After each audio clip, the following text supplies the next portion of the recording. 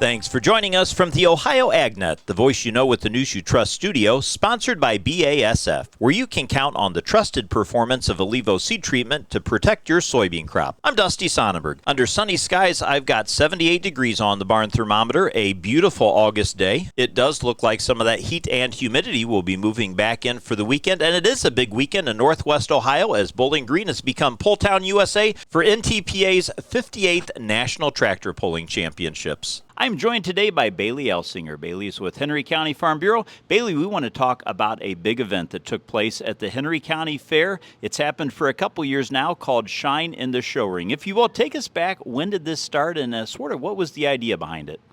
Yeah, so this was our 4th annual event, and back in the beginning, we had heard of some other counties that had similar type shows, but maybe didn't do it on a really big grand scale. And we said, why don't we make something like that happen?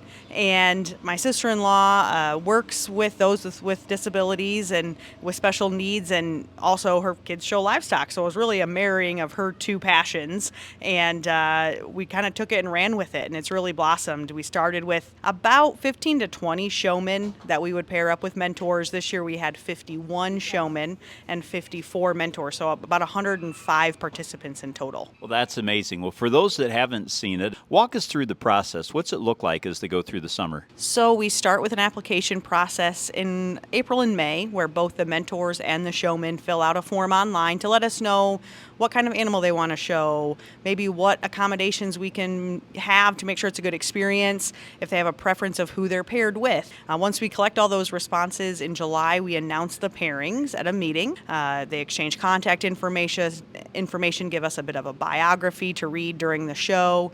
We ask them to meet at least once prior to the show. Then they try and meet during the fair prior to as well. And then that night, they're ready to go. Amazing. And then everybody walks away with some goodies. Yeah, so they all get a trophy sponsored by our Henry County Farm Bureau. They also got medals from the Ohio Agri-Ability Group. They have goodie bags with bottles of water and sandwich tokens donated by local businesses and our nationwide partners. A great program and a nice thing, and you wear 2 hats out here at the fairground. It happened in the brand new Henry County Event Center, a beautiful facility, and honestly, with the number of participants, you would not have been able to fit them all in the old show arena. That is for sure. Our old seating, maybe we could have seated 250 or 300 people.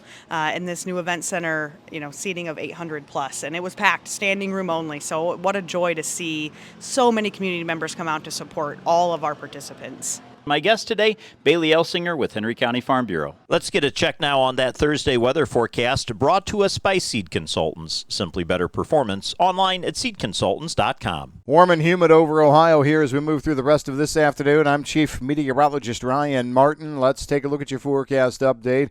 This warmth and humidity is going to hold through the end of the week and weekend as well. I am not overly concerned about large precipitation in the short term. Maybe we see a few hit and miss scattered showers and thunderstorms for Sunday into early Monday. Bigger threats of that happening a little bit farther to our north. What I can tell you is once we get into next week, we are going to slowly but surely work our way toward cooler temperatures. The end of next week and the following weekend are going to be downright pleasant. Think of how we started the month. We'll be back close to that. I'm Ryan Martin. Thanks, Ryan. Stay tuned. We'll be back to take a look at your markets after this. When you're buying seed, there's more to a transaction than money. You're exchanging time and trust, hoping each decision adds up at harvest. Seed Consultants sales professionals don't take that lightly. With products made to excel in the Eastern Corn Belt and agronomic knowledge that stands up to the test, we're all about the same things you are: reliability and results. Buy into a better seed experience. Visit seedconsultants.com to view our corn and soybean lineup.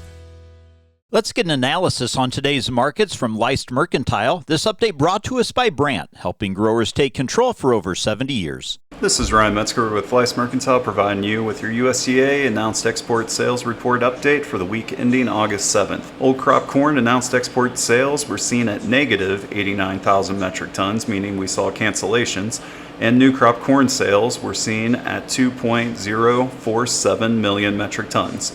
Combined sales were well within expectations. To keep with the USDA export targets, we need to see weekly sales of 1.065 million metric tons. Old crop soybean announced export sales were also seen as cancellations with negative 378,000 metric tons, and new crop soybean sales were seen at 755,000 metric tons, with combined sales within expectations.